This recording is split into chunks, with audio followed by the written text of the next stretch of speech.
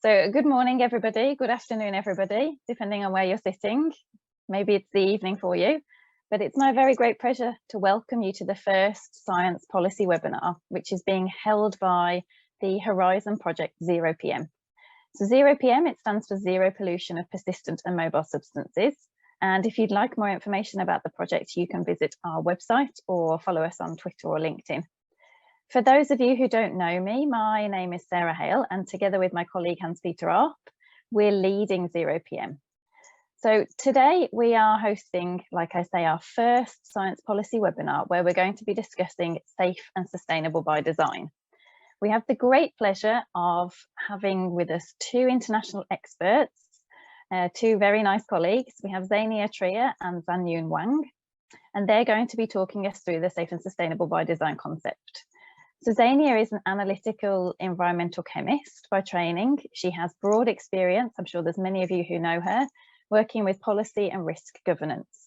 And Zhanyun is also an environmental chemist, again, known to many of you.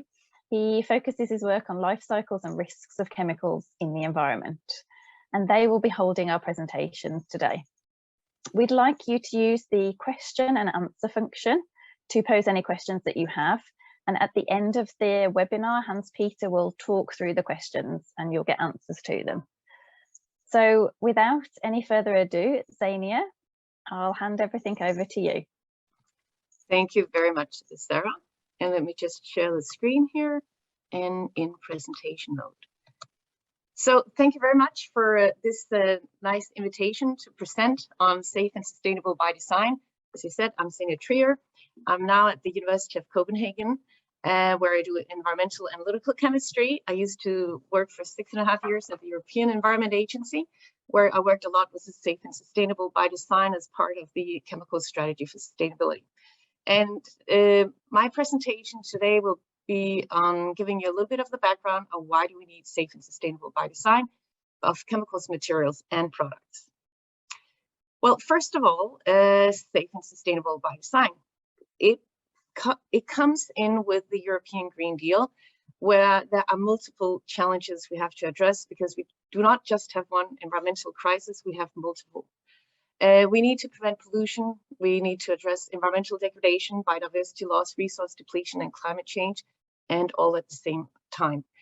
We also know that a more preventative approach is what we need because once the problems have been created, they're very hard to fix and sometimes it's impossible. So with the chemical strategy for sustainability, also abbreviated to CSS, we see that there are two main aims: avoid harm to planet and people, and this means from all chemicals and stresses to reduce the absolute harm. So not just improving the efficiency, but actually reducing the overall harm.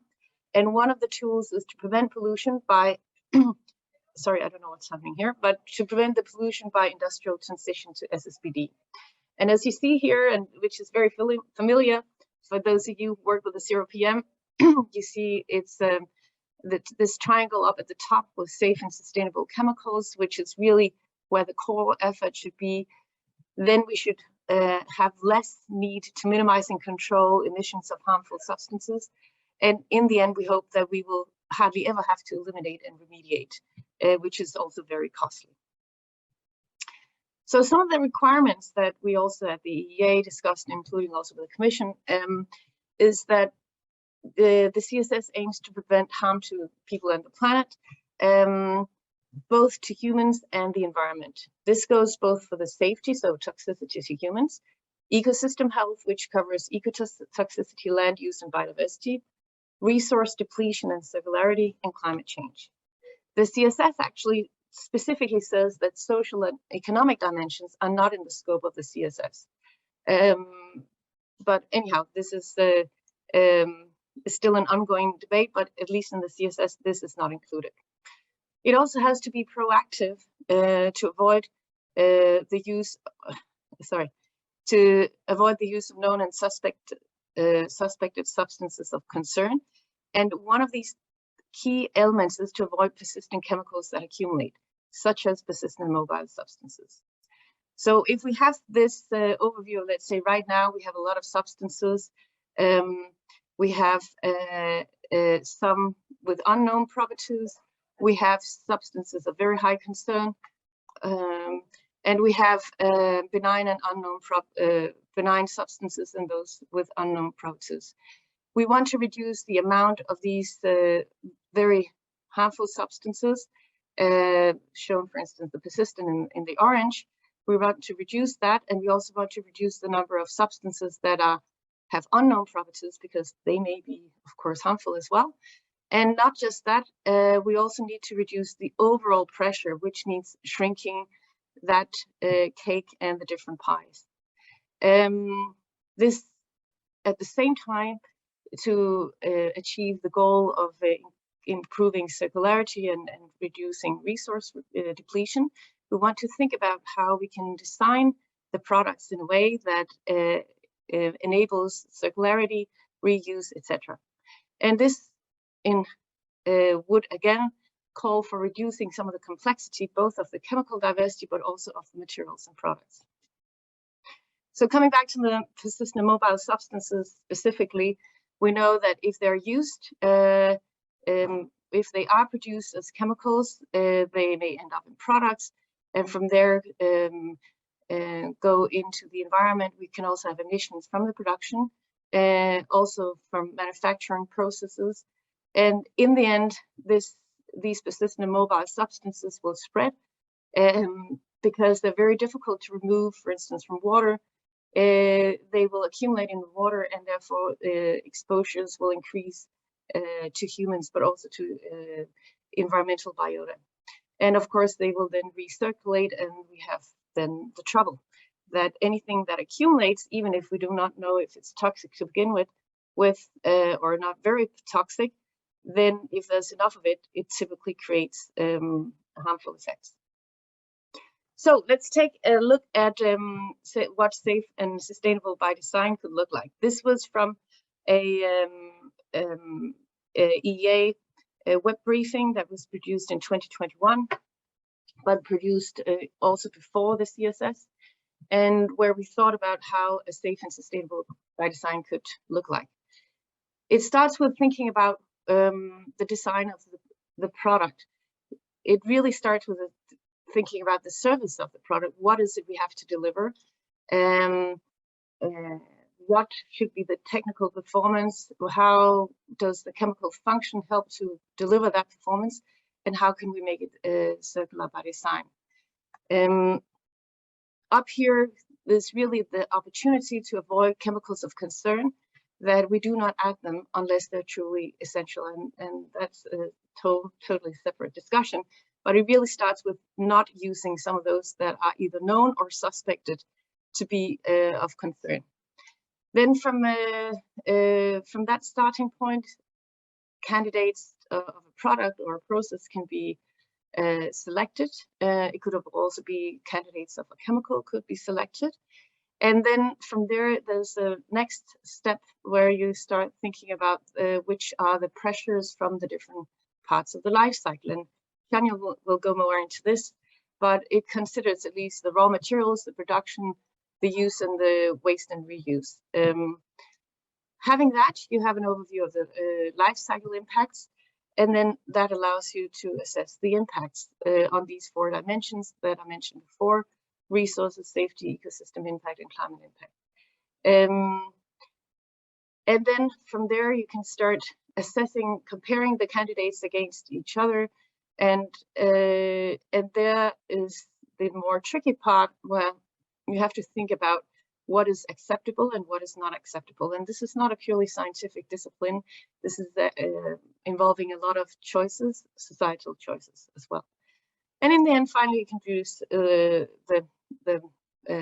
candidate. So an example of a service can, for instance, be pest control. You can achieve that with a chemical pesticide. You can remove the harmful, physically remove the harmful pests, or you could have biological methods such as other insects that eat your lice or whatever. So this is an example of a service. However, here comes some of the ongoing debates. because in the CSS, there's a focus on the chemicals and materials. But if you only focus on the chemicals and materials, you will limit yourself to the innovation, because there are sometimes ways to deliver a service that ask you to use a totally different approach, such as physical scrubbing of something, maybe beyond the materials and chemicals. And so really, if you only limit yourself to the chemicals and materials, you have a risk of having a drop in chemical substitution. So this is why, at least from the EEA, we said that we need to consider also the products and the processes. Okay, moving on to this tricky part of assessing what is safe and sustainable by design. It should meet the sustainability goals, but without compromising safety. How can that be achieved? Well, we think that if you put a minimum score, that will give you an ability to say that you do not say something is green and then actually it is good on one parameter but really poor on another. This has often been criticized also for some of the previous concepts that on which the safe and sustainable by design builds on, such as green chemistry. It was criticized for not having these minimum scores, and therefore some would even say that at times it tended towards greenwashing, and we wouldn't want companies to innovate in something and then in the end be criticized for not doing it well enough. So it's both a kind of protection for the citizens, for the society and the ecosystems, but also for the companies to say, well, it lives up to minimum standards. We also think that there should be a maximum score, because that will allow bringing these different scores together. And the example I normally use is to say it's a little bit like when you go for a job interview. You have to perform minimum scores in all these different characteristics and skills you need to have, and you can only achieve a maximum score. Or when you have your research application, same thing. We could apply a similar approach here. So the minimum scores really avoids the burden shifting between the scores, or it's intended to do that, and to create the trust in SSbD. And also, then the question is, how should we set the minimum scores? And here comes the very tricky part, because this is where it's not just pure science, it's about value judgment from society to say how many healthy ecosystems do we want? How many people is it acceptable gets a disease from using a certain chemical? So here there are really some value judgment involved, and this means that it's a very political discussion, and this means that setting this scoring system would require involving member states at a political level, as well as scientists as well, but it's not a purely scientific discussion. Okay, then how can we make it happen? Well, we think that in order to achieve this, we need to think about at least three different dimensions: policies, education, and practical implementation, which could be through technical support centers. For the policies, we know, of course, we have policies on chemicals, but we also need to consider the policies of products, such as the revised eco-design directive, and I forget the new name of it, but in any case, it's the products regulation. There may also be something on research. We'll make sure we finding better alternatives and finding ways to create safe and sustainable by design across different domains. And then also, of course, investment for the companies that want to go down that route. So secondly, there needs to be coherence across policies. Education, well, as I said from the very beginning, it is an interdisciplinary and multidisciplinary approach, but often this may not be exactly how the designers perform nowadays. So we think we need to bring in not just the chemists and the material designers, but the whole supply chain, the industrial designers, and perhaps even CEOs. And that also means that these people need to be able to talk and understand each other's language. So there is some big investments to be done for all of you in academia, including now myself, to ensure that we can have education to create such SSbD in the future, including also like chemists should have knowledge about toxicology, for instance. And finally, to help all of this happen, especially for small and medium-sized enterprises, but also to create a level playing field, we think that technical support centers are key, because standardized documentation of the safe and sustainable by design will really help creating a trust and making it easier for companies to navigate in.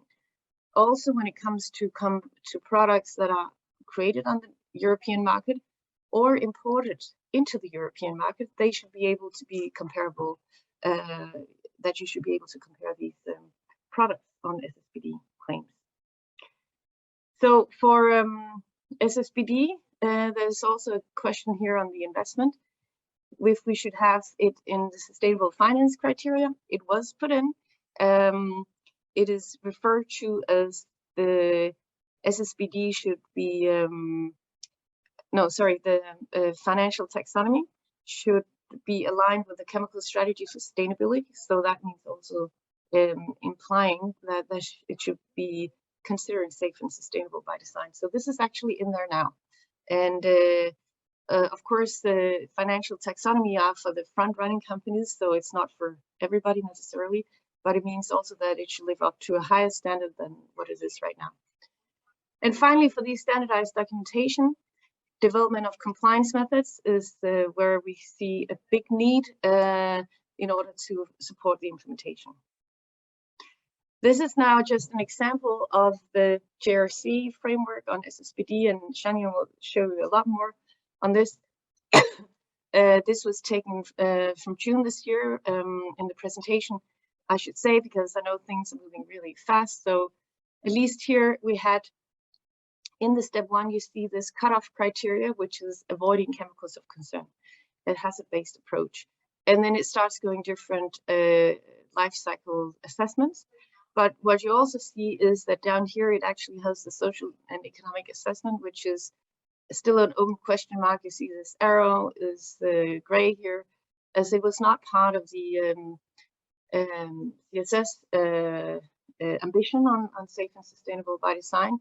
But it is, of course, something that a lot of companies consider in any case. So to kind of summarize, how should we move and implement the safe and sustainable by design? Well, it has to be trustworthy, standardized methodology to avoid greenwashing. It should, if possible, build on existing methodologies, start with what exists. For instance, safety, we already know a lot about which are the substances of concern, such as persistent and mobile substances. I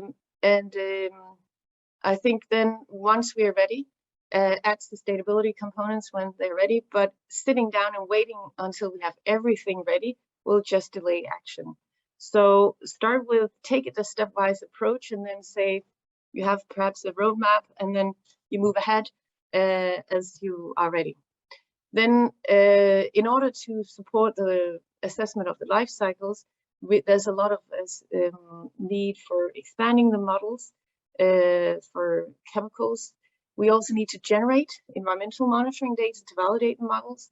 We need to have enough data and statistics on the uses, volumes, chemical identity needed to fill the models.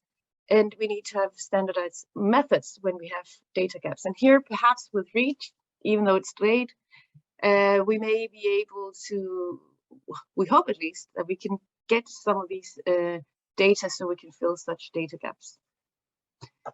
Education and involvement of stakeholders. Well, I mentioned already, we need to educate not just those in universities, but also professionals. And a lot of the knowledge exists in the supply chain. So we really need to start finding ways to bring in that method from the very, that knowledge from the very beginning. And then we need to educate on the methodologies and the interdisciplinary design processes. So how do we set up a good process for collaboration in the design phase? So to make it implementable, again, we need to make fast and cost-efficient compliance methods. This will create a level playing field for European imported products, and we need I think we need technical support centers that can assist businesses, especially small and medium-sized enterprises. I mean, you cannot imagine having one person in a small family company who can sit down and do all these assessments across all interdisciplinary fields. This is a little bit too much to ask, I think. And I think then we need very strong incentives for the broad uptake of SSbD by industry. I think there has to be sorry, both sticks and carrots. Well, sticks could be legal obligations. Perhaps SSbD could be included into risk assessment. Right now, SSbD is a voluntary tool. It is thought most of as an industrial or let's say a research domain right now. But if we want to see the SSbD being broadened out across all the European industry, I think it's a little bit too much wishful thinking that this will just happen by wishing for it. There has to be some obligations, otherwise it will not be included, especially not in an economic climate as we are in right now. So we need some financial incentives. Of course, financial taxonomy is great for startup businesses and new products, but for existing businesses, you might also need taxes and fees to make sure that you make SSbD also the financial most interesting option to choose right now, and not just in the long term.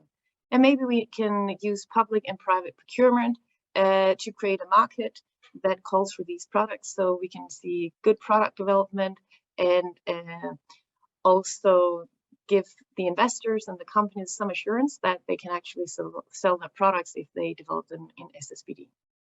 And with that, I would say thank you for listening. I also want to thank the European Environment Agency, where a lot of this work has been developed. And right now I'm at Copenhagen University in analytical chemistry, as you can see here. Please feel free to contact me in case you have any further questions. But with that, I want to pass it over to the next speaker, Zhanyun, who will say something more about the details of the current paradigm with the JRC. Thank you.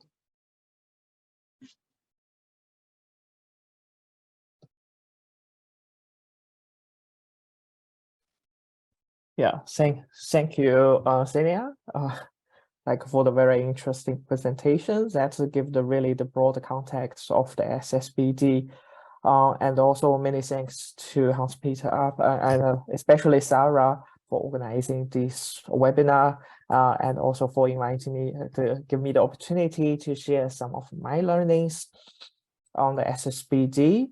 Today I will be talking a bit about the operationalizing SSbD, like mostly focusing on the JRC's framework, and also add some personal thoughts for further discussions. Yeah, just also to highlight that JRC has done a tremendous amount of work on SSbD, in particular, in the early this year, they also published a very thorough review of the different assessment of safety and sustainability in terms of methods and tools.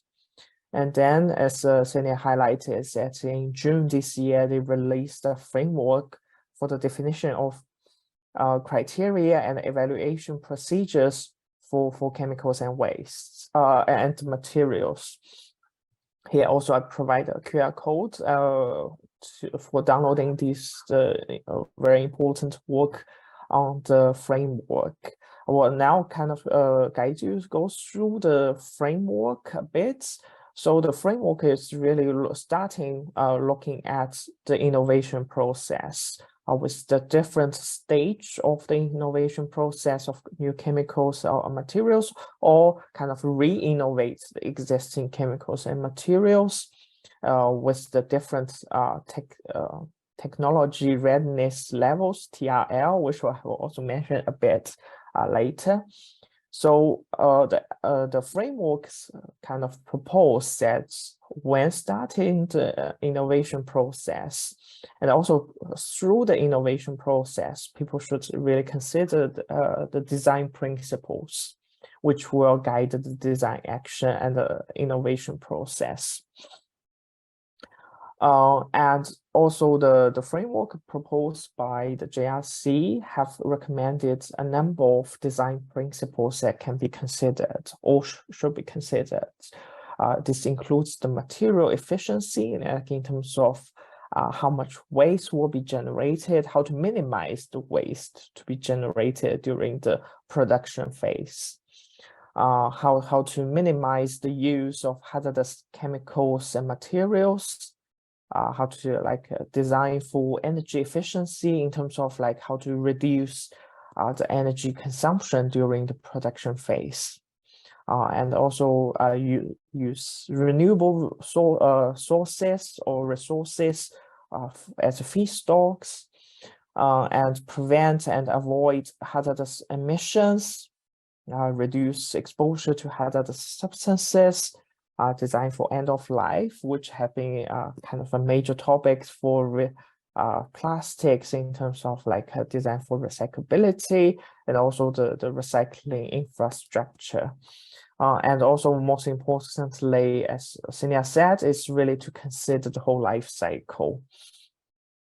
So these are the kind of the principles that have been proposed to guide the actions, indicators to really guide the whole innovation process.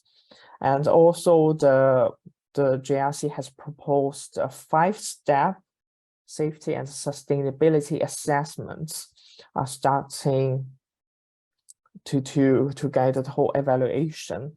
And if we look more closer to this 5-step assessment, you can see the first step is hazard assessment. Second step is the occupational safety and health. As the third step is kind of in terms of the risks during the use phase. And these three will be kind of the safety dimension of the SSbD assessment. And then the step 4 is the environmental sustainability assessment. Step 5, as Xenia said, is still an open question. It's regarding to the social and economic sustainability assessment. So the step 4 and 5 constructs the sustainability as a dimension of the SSbD assessment. If we look into the different steps more closer, so the first, as also Xenia highlighted, the JRC has proposed to use a cutoff criteria in the first step of the hazardous assessments. So the idea is really to phase out the most harmful substances, so that these most harmful substances will not be used.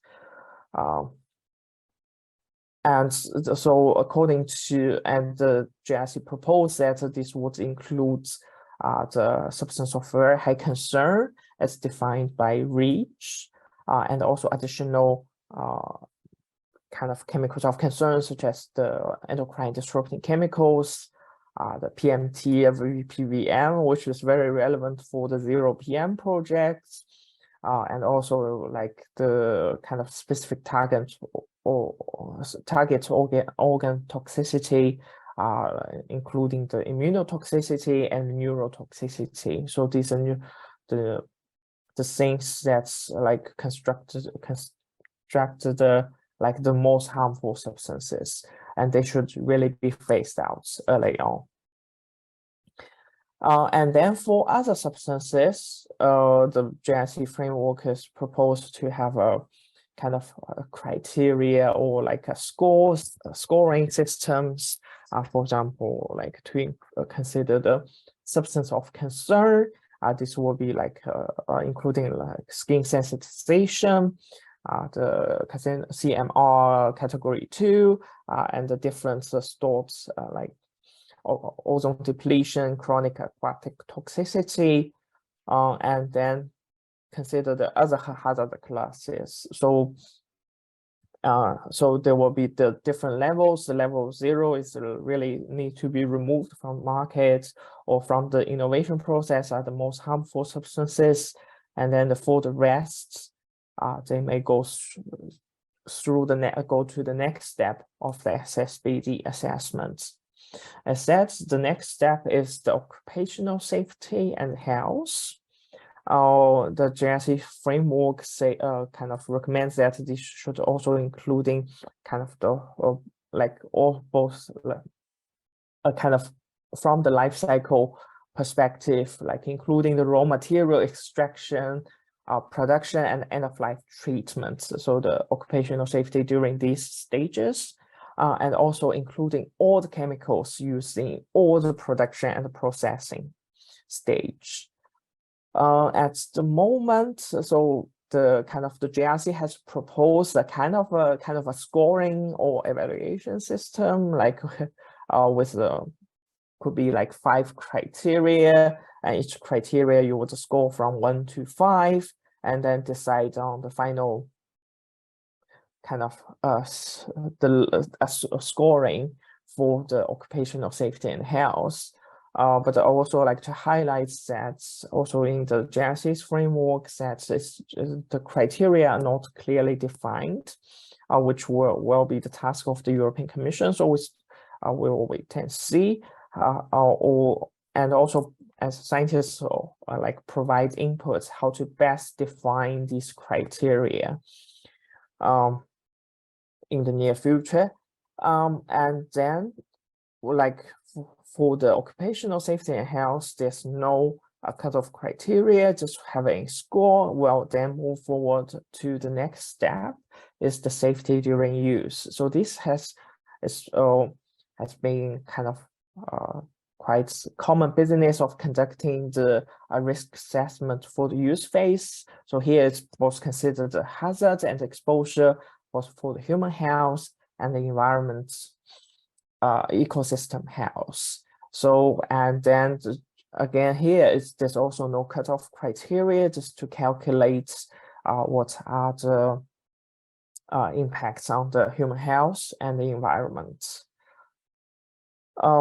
Then this will move forward to the next step of the SSbD assessment, which is the environmental sustainability. In these sets, the JRC has proposed to use the life cycle assessment and use the environmental footprint framework. Under the environmental footprint framework, there have been a lot of different impact categories identified, and this can correspond to like 5 aspects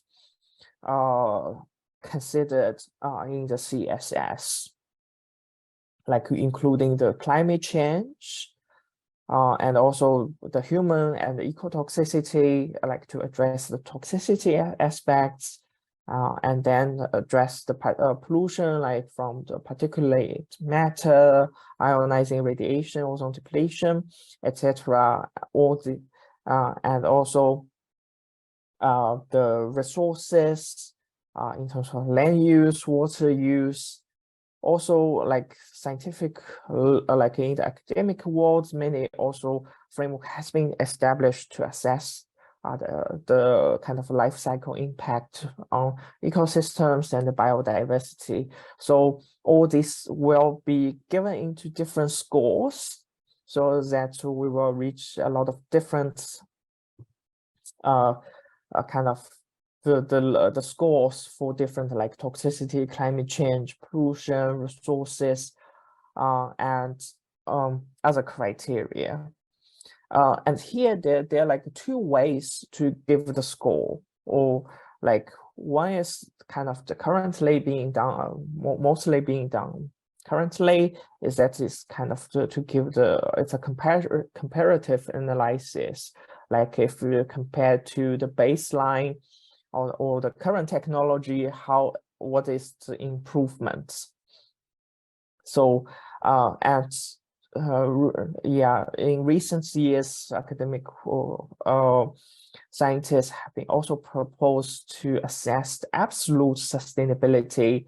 So it's not just a relative improvement, but also how it really speak to the kind of the planetary boundaries, like producing how much will these chemicals or materials products contributing to the burden on the global environment.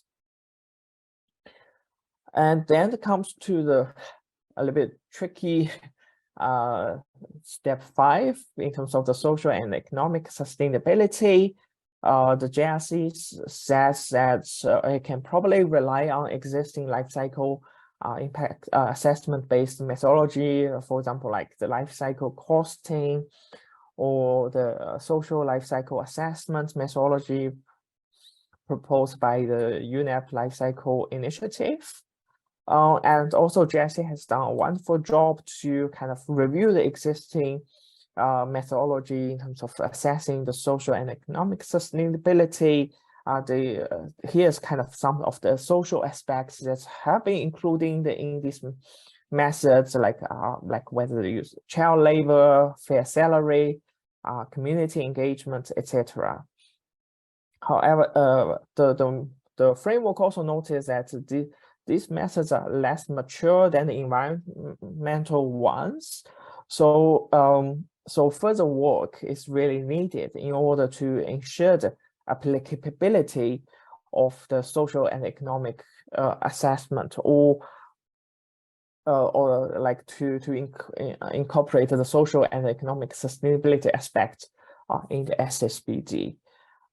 There's also will be questions like, do we need to have the quantitative assessments, or for example, we set up the threshold, for example, like saying that there should be no child labor, etc., to safeguard this social economic sustainability.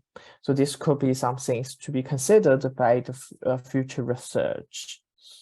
And then as coming from all these 5 steps, what the JRC framework proposes to have a final dashboard listing all the scores of individual criteria or the aspects, and then for the next consideration, whether it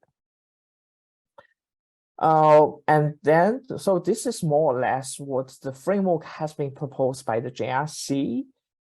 And here are kind of some of my thoughts on in terms of like how to operationalize SSbD. First is that when should we conduct what assessments? So the JRC has proposed the 5-step framework, but we also need to look at the innovation process. Here's kind of a common framework of this used based on the technology readiness levels, TRL, and it could starting from TRL1 to TRL9, representing from the basic technology research to the system, this test, the launch, and the final operation. And at each of the stage, we may actually have the very different data situation. Does it really make sense that we conduct all the 5 steps at each individual steps? Or is that actually have the different combinations tailored for each TRL with appropriate tools? This is also a kind of a question because for the hazard assessment, kind of the JRC framework have suggested that the toxicity, the data should not be beyond the kind of the minimum requirements from the REACH. And when I look at REACH, it's also a quite complex framework. So here's kind of one example of REACH in terms of the toxicity requirements for different chemicals at different with the different tonnage band. And they can, for the low tonnage chemicals, it has very low kind of the toxicity data requirements, and then it gets more and more complex as the tonnage increases. What does that mean for the SSbD? Because at the innovation level, early innovation stage, probably will not know the exact tonnage. Does that mean that we would follow the lowest tonnage requirement, or etc.? So I think these are some of the questions that need to be considered. And also the other things that I would like to highlight is that should the low TRL already include both the kind of hazard and also the environmental sustainability considerations. For example, kind of we know today really better and better about these new approach methodologies, can use read cross grouping and in silico models to can help us to screen the hazards based on and the exposure based on the kind of the chemical structure. So perhaps these tools can already be used at the very early stage to design which molecules to follow up. And the same thing can also be done for the sustainability side. So there have been tools developed to break down molecules into molecular descriptors and designed with some machine learning algorithms. One example is this FineChem tool here to help us to calculate the cumulative energy demand, global warming potential based on the molecular structure. So does that make sense also to include this early on into the molecular early low TRL in the SSbD stage framework? But of course, this tool still has some limitations. For example, here's kind of different this predictive life cycle assessment tools developed, and we can see on the y-axis is the chemicals have been used for the training set, and we can see that actually there are not so many chemicals included. And if we look at the most comprehensive data sets, they are mostly based on the small molecules, like average molecular weight is about 160 daltons. It does not consider the different synthesized routes, use the old machine learning algorithms, so perhaps it is also time we really to expand this on so that we can also take into the sustainability early into the molecule design. The second question I have been always thought about is how we will have a lot of different scores for each individual criteria. How can we make decisions based on so many different scores? And this is a really tricky question, and I don't have the answer, and I think we will need more discussion. As also Xenia says, that this involves the stakeholder engagement. I just want to highlight this one example that this can be very tricky part. And the one well-known example is about this. I think the Danish EPA conducted study about to compare the environmental sustainability of single-use plastic bags and cotton bags.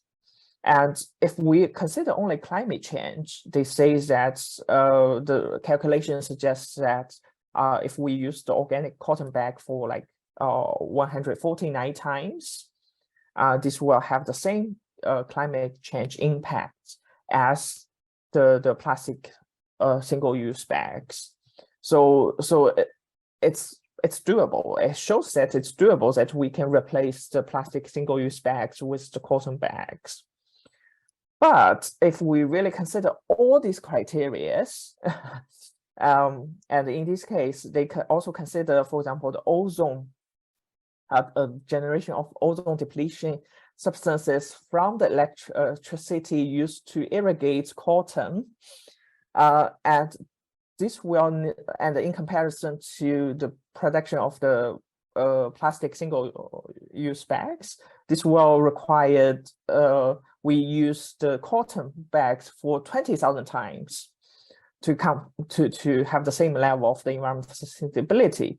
But this is really something that we need to keep in mind, that the choosing of the criteria and how to weight the criteria can have huge impact on the final results, and how to interpret that different stakeholders can have very different considerations. and how can we reach consensus or reach agreement on the most sensible way forward? I think this is also a question both for policy and also for scientists. So these are kind of the two questions that I want to highlight here. And thank you so much for listening, and also very happy to hear from your feedback and inputs. And also really thanks again for the ZeroPM to provide the platform.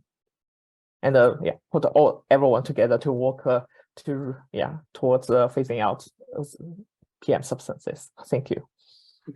Well, thank you very much, Zhanyun, for that excellent talk, and also Xenia Trier for that excellent talk. We don't have the applause function enabled, I don't think, but I think I heard people applauding all over Europe, and it's delightful to see that there's 108 people attending.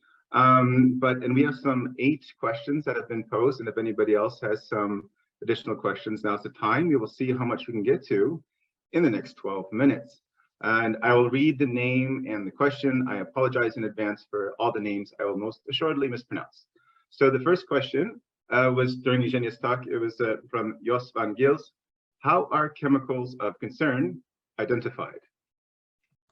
Yeah, okay, so this is a $1 million question, but in the chemical strategy for sustainability, there was a list, and Zhanyun actually showed a lot of, the existing categories of most harmful substances, but to that I added new hazard categories, or I should say chemical characteristics such as persistent and mobile substances, or PMT and DPVM, which are more internal characteristics or chemical characteristics.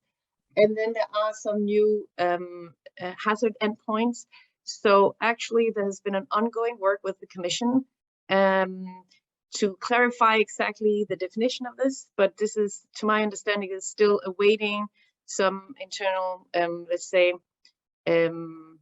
clarification and agreement. So unfortunately, we do not have that specific list, but I could say overall, the things that are thought not to be included are chemicals that have acute toxicity, such as physical harm, like flammability and very high reactivity. Part of the reason for that is that if you include that into substances of concern, you do not have reactive chemistry anymore. So I think that's, in a way, even though that it is of course harmful for the workers working with it, that is kind of where the borderline is. So it's mostly chemicals with chronic toxicity that are included into substances of concern. But to give another example, if you take the PFAS, here it's a large group of compounds that in various ways have different toxicities, they have different physical chemical characteristics, but they have the common trait that they either are or form persistent degradation products, and they have various types of toxicities or environmental harm. And so even for such a large group, you could say these are chemicals of concern. And this is really interesting to see how this kind of group approach will be applied in the future.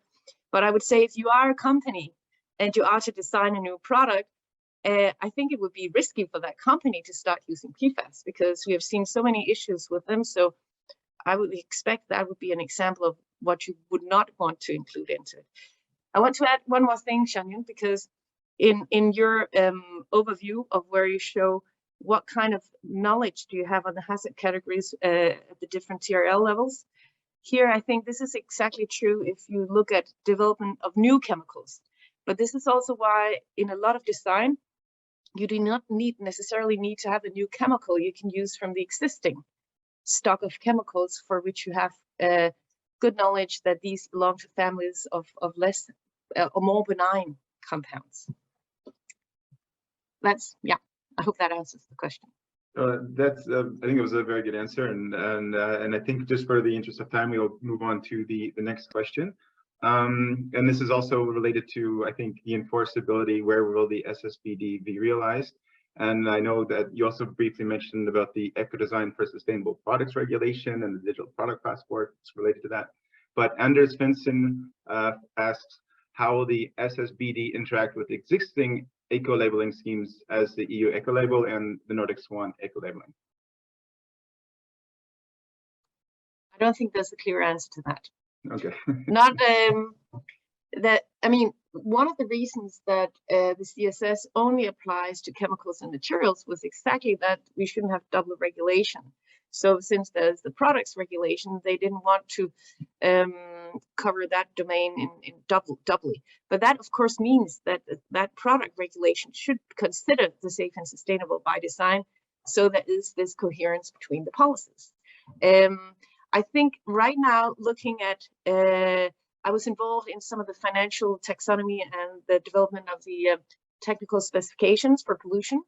And there was discussion on eco-labeling. And if you look to the EU eco-label versus the Nordic eco-labeling, there are some differences in what type of information they require on chemicals, where the Nordic eco-labeling, which is called also the Nordic Swan, sets some minimum thresholds. So it says you cannot use this, but de facto it means you cannot use it above this threshold. And that is what has been applied for the financial taxonomy. If this is going to be the same approach for SSbD in general, I do not know.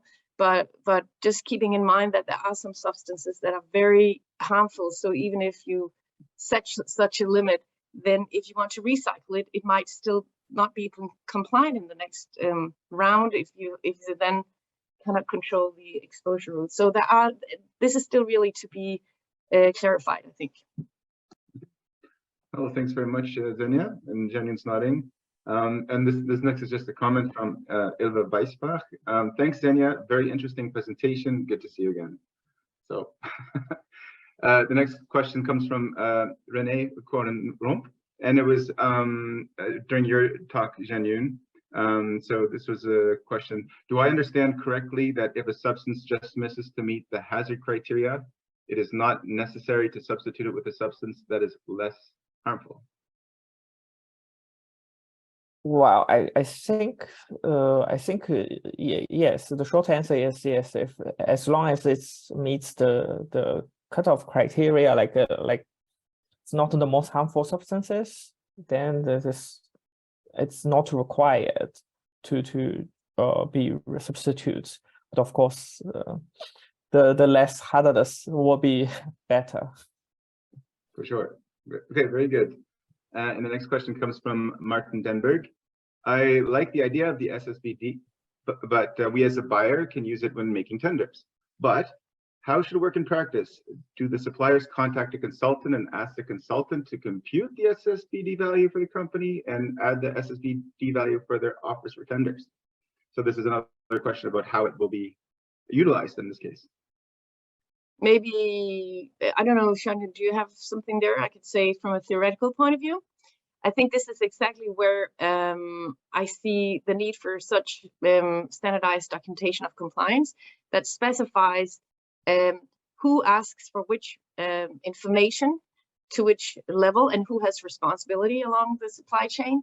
I think the proposed way to say that you ask for like this product, what does it contain? How does it perform on the SSbD when that is developed? I think that's a very good approach because it allows the buyer to say, is it this product or that product, or chemical or whatever it is that you're buying that you will choose. And then, of course, if it's in a procurement, let's say public procurement, there you might have very specified limits you have to live up to, whereas in a private procurement, so a company, they may set their own standards in some way, at least as long as it's a voluntary approach. Very good. Jenny, do you have anything to add to that? Or? No. I think Xenia gives a really comprehensive answer. Very good. And the next question comes from Anna Landquist, another ZeroPM member from ChemSec. What are the main differences between EEA's and JRC's proposed frameworks, or are there any? I know I was writing some down myself about scoring, but maybe Zhanyun would like to answer that. Well, I think in the JRC's framework, if I understand correctly, they propose a wider range of the design principles. Because from the Xenia's presentation, I think they mentioned 4. but the JIC proposed more. And I think also I think the concept or the motivations, etc., the considerations are not that much different. But the JIC went into more the technical, how to operationalize that. Well, maybe a few more things to that. In general, I would say yes, but I think one of the differences is perhaps that the EA we call for avoiding chemicals of concern or substances of concern, not just the most harmful substances. And the reason for that is that the most harmful substances will always only be those for which you have full information. And that would not allow you, for instance, to prevent using those where you have suspicion. And that means that you will end up in this situation you are right now, that you, for instance, have replaced some of the PFAS with other PFAS, you have less information, but then down the line, you learn that this is also an SVHC, and then you don't have the information in the supply chain, and that means that that product is polluted, and the only way around it is to kind of get rid of it or analyze the way out of it. So it's really to clean up the material cycles. EA thought that avoiding substances of concern in the first case as a cutoff criteria would be the most safe and, let's say, cost-efficient way to go. Because if you know that you don't have these compounds, you can also get away with analyzing less, and documentation of compliance is very expensive. So it's also a way to kind of keep our material cycles clean. That's one thing. I think the other thing is, of course, this economic and social dimension that JRC included, which was not included in the EA approach. It's a very different set of considerations. They're also very relevant, but they, at least what we discussed at the EA, was that this could be dealt with in a separate process. It needed not to be included into this SSbD. So I think those are the two main things, but otherwise you're right, they're much more operationalized. Great. And I see we have, thank you, Zhanyun. And I see we have 3 questions left. We won't have time to answer because we got to wrap up soon. I'm just going to maybe a 2-word answer to this question. It was from from Rafael Herdero from Euro, just a 2-word answer. And he's talking about PMT and VPBM substances, which of course are a concern to ZeroPM and the water sector. But he's asking about transformation products. Yes or no, are these considered in safe and sustainable by design? Yes, they should be, because this is part of the life cycle. And I mean, persistent mobile compounds, for instance, from pesticides, that's often a degradation product. You could say in the final stage, but of course, if you have a synthesis where you create a lot of impurities, that should also show up. The question would then be, how do you actually analyze that? And there we had some discussions also with our green chemistry colleagues from the US, and where John Warner, for instance, who has been in this game for more than 30 years, had come to the conclusion that actually using effect-directed analysis would be one of the ways to address it, because you would never have the time or the finances to analyze each single compound. So therefore, going that route might be one of the compliance methods. At least maybe effect-directed analysis, where you have a combination of effect analysis and chemical analysis. Well, thanks for the answer, Xenia, and I think we're going to have to wrap it up now. But just as an announcement, this webinar will appear on YouTube, and there will be a further chance to maybe post more questions, and we can get in contact with Zhanyun and Xenia to answer, and we'll try to also maybe answer the other questions that we didn't get to for those who asked them. But I just want to say one more time, many thanks, Xenia and Zhanyun, for this excellent presentation on safe and sustainable design. And I want to thank all the attendees for joining us. This was our first science policy webinar in the ZeroPM Science Policy Webinar Series. And nice to see we got 117 participants. If you want to know about the next webinar or learn more about ZeroPM, please head over to our website, zeropm.eu. And on the news page, you'll hear about upcoming events, upcoming policy things that are happening, and you can subscribe to our newsletter. We get notified. And we can also follow us on Twitter and on LinkedIn, where these things are also announced. So from all of us at ZeroPM, thank you for attending, and thanks for this first Science webinar. Goodbye. Thank you. Well, thank you. Bye. Bye, everyone. ZeroPM. Zero pollution of persistent and mobile substances. This project has received funding from the European Union's Horizon 2020 Research and Innovation Programme under grant agreement number 101036756.